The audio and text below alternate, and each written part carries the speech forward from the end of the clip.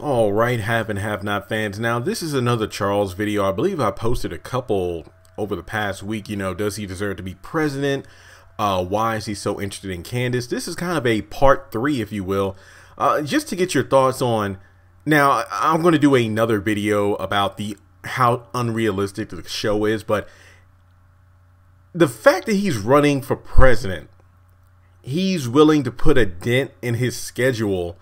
Well, I wouldn't even say a dent, but hey, there's this small window of opportunity landing in my schedule that I can come down there and see her for myself. And I'm just wondering, what if he, takes the time, goes to see her and all this stuff, and what if Candace still wants nothing to do with him? It's like, what if realistically, in the haves and the have-nots world anyway, he does win the White House and whatnot, but he doesn't have the first lady. So let's say the election's over with, he's about to be sworn in the Oval Office and whatnot. What if Candace still isn't ready? I know he's talking about like, we need to turn the heat up on this situation, and then in the next episode he'll say like, all of her schemes, I want to make them fail. For what? Is he trying to like purposefully break Candace down? Because if anything we've learned from this show, watching her from season 1 to the present, is that Candace rarely, sometimes I feel like Warlock was like the main time that we seen her in a sense of desperation. But anytime we've seen Candace fail or get knocked down to the ground or, utterly defeated, she might lick her wounds for an episode or two, but then she's right back with another scheme.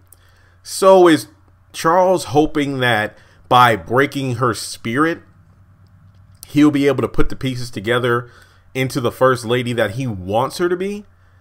Like, I'm trying, again, this is just an open question to you all. Like, why do you think he's so intrigued with just her? I get it. It's like, if he wasn't intrigued with her, then he wouldn't have a reason to be on the show and this and that. But it doesn't seem logical at all. I get it. You're like, well, Jeremy, when it comes to feelings and all this stuff, there is no logic. I agree with that, and that's true. But for a guy running for president, he's certainly not acting like one. Like, this would be different if it was like a mayor, governor, or somebody on like a city level or state level. But for some, sorry, my chair is squeaking again. But for somebody who's running for the White House, this doesn't seem at all. Imagine if Barack Obama, was running for president. Let's say he was around the same age as Charles. Because if anything, I don't know if it's just me, but maybe I didn't notice it before, but he seems to be more Obama-ish in this last episode, like in terms of his vocal patterns and whatnot. Maybe he was showing that same kind of swag when he first appeared on the show, but I really didn't notice. But now it's kind of like, okay, Landon, now I want you to go to the Artesian Hotel. And did Candace say anything about me? She didn't. But you know what? On the campaign trail, I want to take a break. I want to make a stop. Because she's still grieving over her son. And when I come to her door, she's going to fall right into my arms. And she'll agree to be my first lady. That's how it's going to work. So basically, imagine Obama doing the same thing with Michelle Obama, like if Candace was Michelle. You see what I mean? It makes no sense at all. And not to mention the fact that he's purposefully trying to sabotage her. It almost goes back to season 1 where, Jeffrey was pining after Wyatt when he was about to finish his run or term, if you will, in rehab. And it was like, he's trying to cut off any connections in terms of Laura, his old love interest. Hey, how about an apartment for me and you? Kind of like Justin's doing with him now.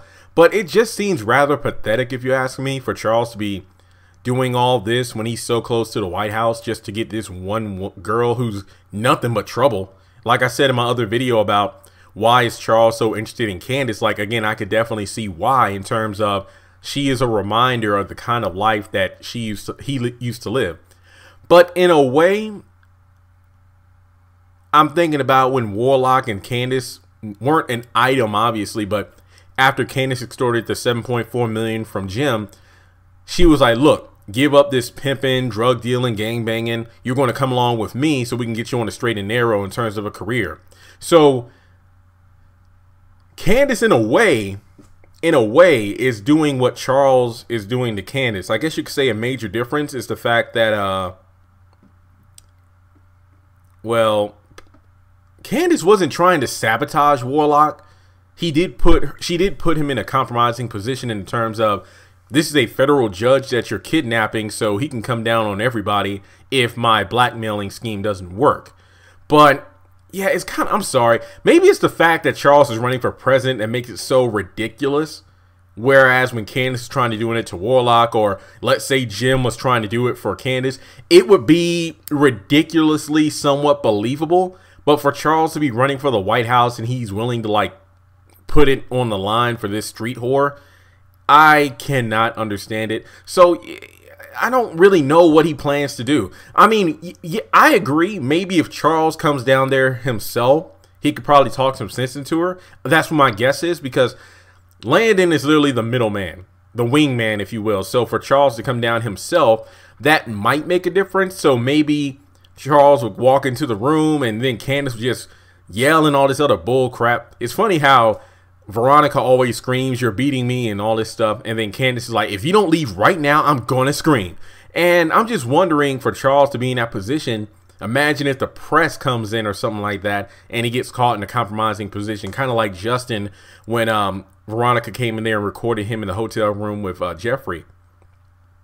So maybe Charles will just stand there while Candace throws out all this bull crap, and then he'll just say the right thing or whatnot until she actually crumbles down. I'm not going to lie, I kind of want that to happen, just because if anything, I want Candace to properly grieve, to finally just let all those tears that she's been holding back just fall, just let it all out. Like, yes, I know she did cry after the whole finding out about her father thing when she kicked Hannah and Benny out of her hotel room. But at the same time, you know, to be held, the only time I remember seeing her in a position like that was when Oscar was there during season 3, and we actually saw her fell apart, and it was good to have her release all that emotion.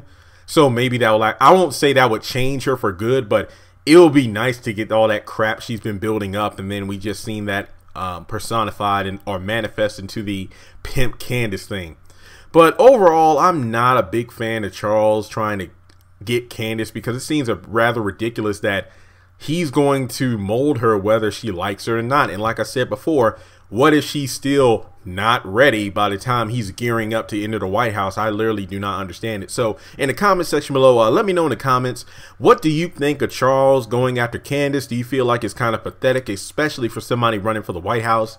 Do you think Candace will, you know, actually cry and grieve when Charles shows up to her door at the hotel? I honestly don't know. We'll just have to wait and see. But yeah, I feel like this should be a good discussion, because I really want to get some thoughts on this, and I'll talk to you soon.